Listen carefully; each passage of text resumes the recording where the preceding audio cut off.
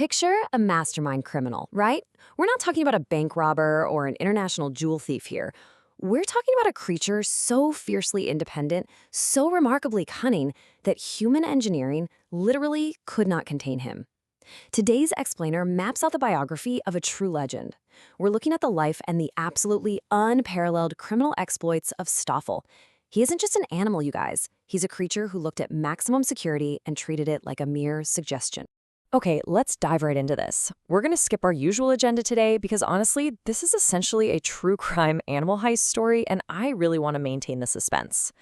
We're going to see exactly how a solitary 20-pound honey badger consistently outsmarted some of the most dedicated conservationists on the planet, basically turning a maximum security rehabilitation center into his own personal playground.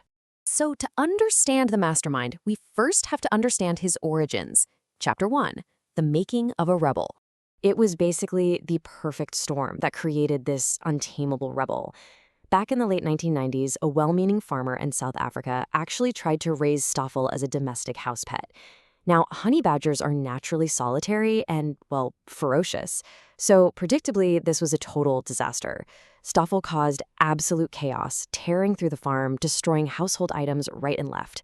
Realizing he was just completely out of his depth, the farmer surrendered the young badger to the Moholoholo Wildlife Rehabilitation Center, which was run by conservationist Brian Jones. But here's the catch. Because Stoffel had been hand-raised, the damage was already done. He was permanently imprinted on humans. He had no idea how to survive as a wild badger, meaning he could never be safely released back into nature. He was stuck in the human world forever, and trust me, the human world was absolutely not ready for him. Which brings us to Chapter 2. The lion rivalry. This is where Stoffel's absolute reign of terror truly begins. Initially, Brian let Stoffel roam free alongside two wild female badgers, hoping, they might teach him how to just be a normal badger. But when those females eventually returned to the wild, Stoffel decided to stick around, and he treated the entire center like his own personal buffet and playground. He caused total havoc. We're talking hunting small bucks, going after rabbits. He even managed to kill an adult tawny eagle. But the ultimate act of stubbornness, like the absolute peak of his reign of terror, was when he decided to break into the lion enclosure. I mean, it is just a hilarious weight class mismatch in its sheer absurdity. You have a solitary 20-pound honey badger picking a physical fight with a pride of 400-pound full-grown African lions. You can guess how that went. The outcome was exactly what you'd expect. Stoffel was severely mauled. It was a brutal encounter that landed him in the center's hospital clinic for 2 whole months. Brian Jones assumed, naturally, that this horrific near-death experience would finally teach the badger a lesson. But incredibly, the moment Stoffel was released from the clinic, he immediately merged right back to the lion enclosure to finish the fight. You can't make this stuff up. The mauling taught him absolutely nothing, except maybe that he had a score to settle. Realizing Stoffel was quite literally going to get himself killed out of sheer stubbornness, Brian was forced to take drastic measures. Thanks to a sponsorship, he built Stoffel a custom quarter-hectare brick and concrete maximum security enclosure. Which sets the stage for Chapter 3, 5 Legendary Escapes. Brian thought his brand new custom-built fortress was absolutely foolproof, but Stoffel, he just saw it as a fun little challenge. What follows is basically a legendary heist montage, a chess match between human engineering and animal genius. Let's look at the very first breach, the mud bricks. This happened within hours, literally hours, of Stoffel being locked inside his new, supposedly inescapable home. The enclosure had a natural mud floor, right? And Stoffel didn't just dig, he engineered. He dug up the mud, used his paws to roll it into dense, solid balls, and then carried them over to the corner. He painstakingly stacked his homemade mud bricks on top of one another to create a custom staircase. He literally climbed up his own mud stairs, went right over the top of the concrete wall, and hilariously went straight back to terrorizing those lions. So Brian had to figure out a new strategy. That brings us to escape number 2, the accomplice. Hoping to distract Stoffel and maybe drain some of that chaotic energy, Brian introduced a female honey badger named Hammy into the enclosure. The whole idea was that a little romance might finally settle him down. Instead, Stoffel looked at his new girlfriend and just saw a heist tool. His process was so cold and calculating. He brought Hemi over to the wall, he forced her to stand perfectly still, and then he literally used her back as a physical stepping stone to get the height he needed, jumped over the wall, and vanished. He left his new girlfriend behind in the dust. His sheer dedication to escaping entirely outweighed his interest in any kind of relationship. And this brilliantly illustrates our next phase, the tool user. Brian realized Stoffel was just way too smart, so he made absolutely sure no loose material was ever left in the pen. But, you can never fully account for human error. One afternoon, a careless caretaker left a rake leaning against the inside of the enclosure wall.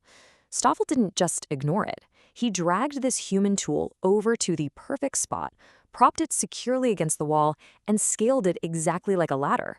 Then, in an incredible display of animal intelligence, he reached up and actually manipulated the heavy gate latch to open the door, breaking himself out just like a human would.